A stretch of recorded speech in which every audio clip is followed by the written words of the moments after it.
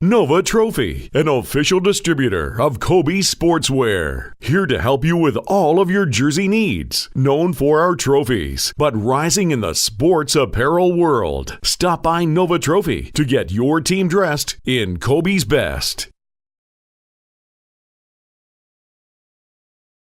We're here at a station here inside the fan zone. It's Market Gravity, the Deloitte Touche business.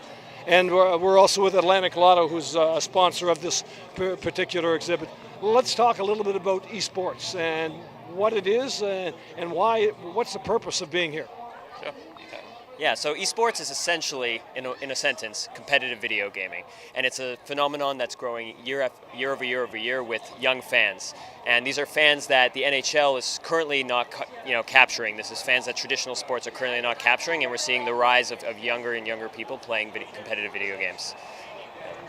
How long has esports existed, and tell me a little bit about the growth curve? Sure, so I guess esports has been a thing for about, competitive video gaming has been a thing for about 20 years, maybe a bit longer. Esports itself has kind of risen as you've seen more streaming. So the access to high-speed internet, the ability to stream the games online has really been the channel, the funnel of the growth of esports. And the growth of the business, it's probably growing about 25%, 30% year on year. It's just about $1 billion industry around the world now. Why are you here at the Memorial Cup? Sure, so we've been doing a lot of work in this space, some of it with our clients like Atlantic Loto, trying to understand esports, get to know the players a little bit better. We've done some of our own work looking at what is esports, how can our own firm as in Deloitte and Market Gravity have more of an impact in this space. And some of that is just by doing things, getting to know the fans and learning through little activations like this. So when we had the chance of Deloitte being a sponsor of the Memorial Cup, and then Atlantic Loto being in this part of the world, it seemed like a perfect example to go do something. And the hockey world, how connected does the hockey world could be? So the hockey world really should pay attention to what's going on in esports, and especially on the NHL competitive side of things and other video games as well. This is a new generation of consumer and fans that are, instead of going and picking up a soccer ball or picking up a stick, they're picking up a controller. And they're still fans of NHL and they're still playing it, but they're not showing up in the places and ways that the NHL might expect. And so they need to really pay attention to this new generation, how they're interacting with media, and meet them where they are instead of expecting them always to come to them through traditional mediums. And are you seeing NHLers, elite hockey players, jumping in?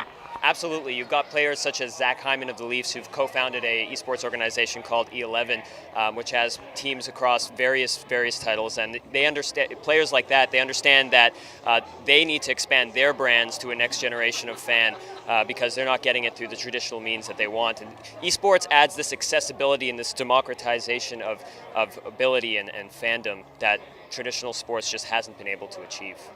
What kind of growth might we be looking at in the years ahead? So I think you're looking at teams running their own events. This is a way of growing out of their own little geographical markets, as well as like players once they retire, not necessarily going into coaching kids hockey or becoming pundits. They're buying teams, they're growing teams, they're becoming investors in this space and becoming quite savvy about what their careers are post hockey. Well, fascinating. I assume it's been a very popular station here at the fan zone. We thank you for your time. My pleasure. Thanks very much. Thank you so much.